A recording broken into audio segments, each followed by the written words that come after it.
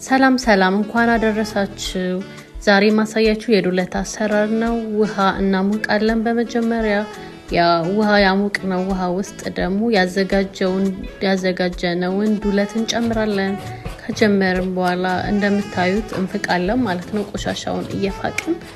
ቆሻሻውን እናስወግዳለን በዚህ አጋጣሚ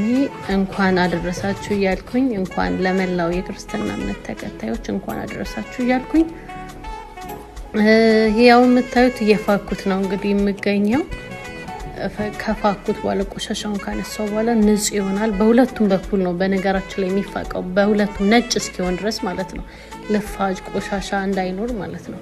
ከዛ ከፋቀን በኋላ እንደገና እናጥበዋለን በውሃ ካጠብነው በኋላ እናዘጋጃለን ማለት ነው ለመክተፍ እኔ ምሰራው በድሮ አሰራር ስለሆነ እንደምታዩት ነው ማለት ነው እዚች ጋር የፋኩ ነው ከዛ በውሃ አጥበዋለሁ ማለት ነው በውሃ ጥቤ ካነጻውት በኋላ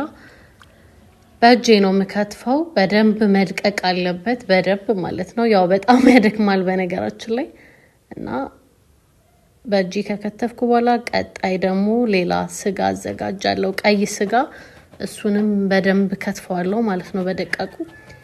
ጉበት አለ ኩላሊት አለ እሱንም በደንብ የልፋጩን ልጬው በደንብ አርቅቄ ከትፋለሁ ካዘጋጀው በኋላ ሽንኩርት እጠዳለሁ ማለት ነው ድስት ላይ ከዛ ትንሽዬ ዘይት አረግና አቁላላለሁ ከዛ ያዘጋጀውትን ቅመም ጨምሬ ከዛ መጀመሪያ ዱለቱን አረጋለሁ ማለት ነው ዱለቱን ከጨመርኩ በኋላ ትንሽ ውሃው ጠፍ ሲል ትንሽዬ ቅቤ ነገር አደርጋለሁ ማለት ነው ትንሽዬ ቅቤ አደርጋለሁ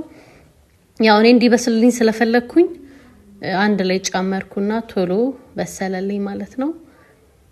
አመሰግናለሁ ስለተከታተላችሁኝ ቴንክ ዩ